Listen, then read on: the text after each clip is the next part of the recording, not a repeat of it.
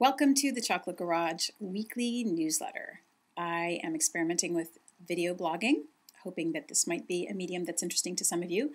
For those of you who are just joining us and have not been partaking in the newsletter and have joined us through recent chocolate tastings that I've been doing, welcome. This is the garage. If we did a tasting off-site, you may not have seen the Chocolate Garage. This is the Chocolate Garage. It's got a seating space and just a lovely place to sort of commune around a table and chocolate. The boxes here in the foreground are boxes full of Patrick chocolate, which is the latest special release bar that we have partnered with Patrick Chocolate to produce. Just for those of you who don't know, we have a program here that is the backbone of the Chocolate Garage called Future Chocolate, and regulars who come to the garage enjoy reduced prices on all of the bars and are part of this program called Future Chocolate, which is basically a prepaid tab that you run at the Chocolate Garage. And it puts the Chocolate Garage in a position to be able to have a little bit of extra cash flow and be able to bring in more exciting inventory and new bars. And most recently, what we're doing is we're partnering with chocolate makers to share this benefit that we have through your continued support. So we are releasing bars in partnership with makers. Our first release was Rogue Chocolatiers Batch 4 of Silvestre. This second release is going to be by Patrick Chocolate. I've not revealed what the bar is yet, but I worked with Patrick Chocolate to put together a really fantastic combination. And it just arrived yesterday, which is why I still have boxes here in the garage. I tasted it, and rarely do I go through a whole bar. I can't remember the last time I did that.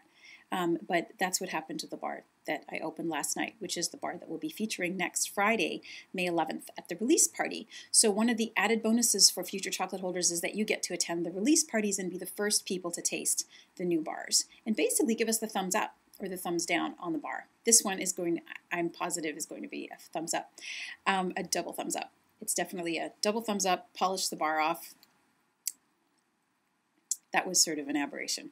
In any case, I wanted to also let you know part of what I do with the weekly newsletter is let you know what else is going on. This coming Saturday, we are going to be featuring another Patrick bar that I know that many of you have been clamoring for that was a limited edition, and we managed to get a few more cases. So it's the Salty Signature 70%. It's a dark chocolate, a 70%.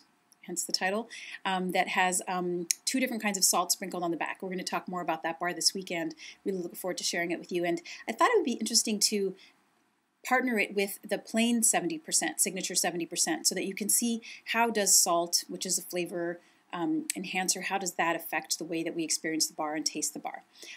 So that will be really fun. We'll feature a couple of other bars this weekend that you can come and check out. And this is the last weekend before the farmer's market starts. The Salty Signature 70 we're going to make available and make first dibs on the bar be for the future chocolate holders. Since it is a limited edition, it's another way for us to say thank you to you for being our loyal supporters and coming every weekend. This is the last weekend that the farmers market is going to be closed, and so I suspect the next weekend will be very busy, and we're really looking forward to seeing all of the regular farmers market folks. I suspect it'll be a little chaotic, so I'm kind of looking forward to this last weekend where we'll get to chat a little bit more casually and freely.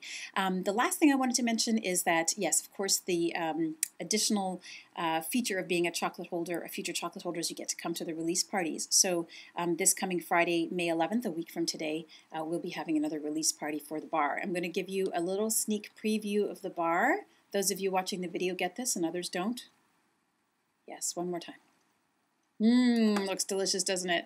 I don't want you to know which it is, but I've been dropping hints in the newsletters as to what the bar might contain. So throw your guesses at me. And in answer to last week, I had asked you what happens when you take a chocolate bar that has nibs in it and you whip it into some hot milk and make hot chocolate. I was really surprised. So the options were the nibs float, they sink, they explode. Some people added to the options that they might that they're delicious and a great addition to the chocolate. A lot of those answers are right. They do not explode, but they do, and they are delicious. But the actual answer was that they both float and sink, which was surprising to me. First of all, I suspected nibs would sink. I just thought they would be heavy and more dense than the whole milk I was using. But the surprise is that some of them float and some of them sink, and this is true even in water. So we did a little test in water, and some of them just go straight to the bottom and others stay at the top. Fascinating.